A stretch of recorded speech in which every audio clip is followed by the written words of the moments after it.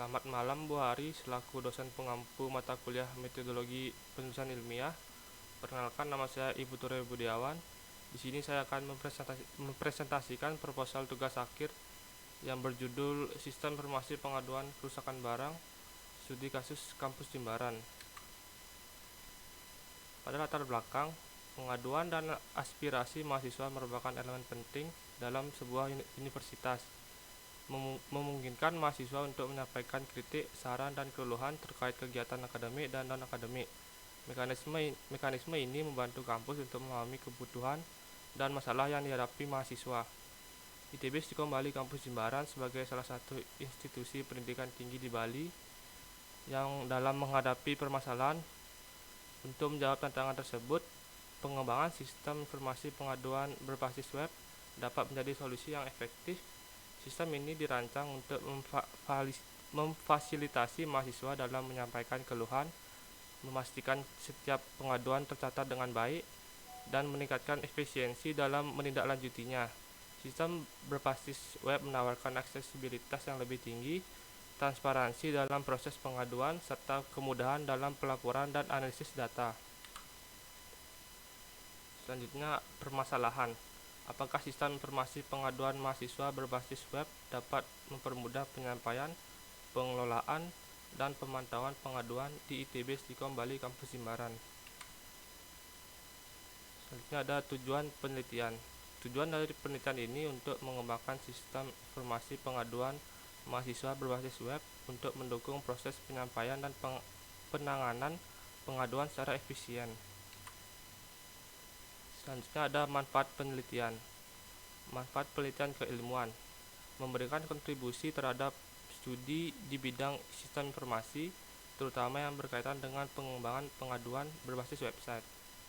Selanjutnya ada manfaat praktis, yang memberikan solusi praktis bagi ITB Stikom Bali Kampus Jimbaran untuk mengelola pengaduan mahasiswa secara efisien dan lebih efektif. Selanjutnya ada metode penelitian. Metode yang digunakan dalam sistem informasi pengaduan kerusakan barang adalah metode waterfall development model. Metode ini digunakan sebagai alur untuk membangun sebuah sistem, dimulai dari tahap analisis kebutuhan sistem, perancangan sistem, tahap implementasi sistem, pengujian, dan sampai akhir adalah tahap pemeliharaan sistem. Selanjutnya, metode pengumpulan data. Yang pertama ada teknik observasi.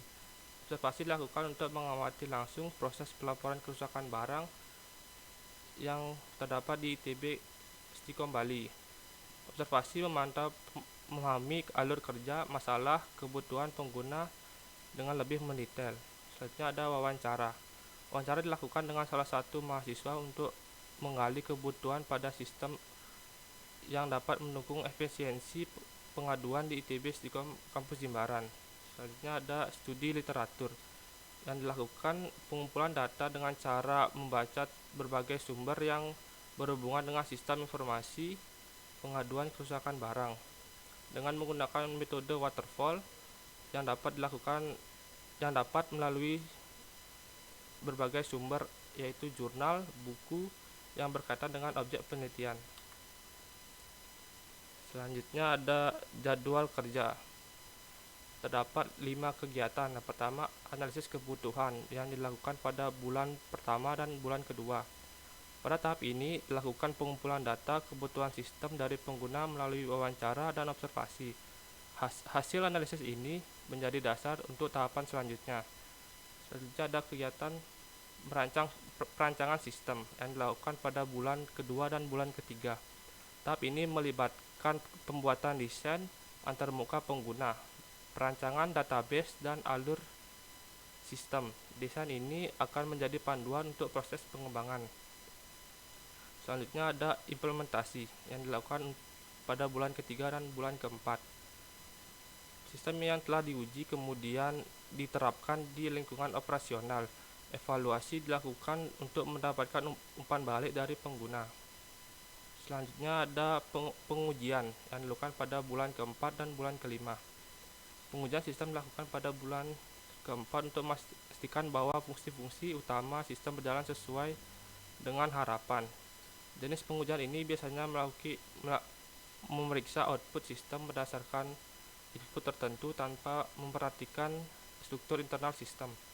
Selanjutnya ada pemeliharaan yang dilakukan di bulan pertama sampai bulan kelima. Sistem terus dipantau untuk memastikan kestabilan agar masalah yang muncul dapat segera diatasi, dan pembaruan sistem dilakukan jika diperlukan.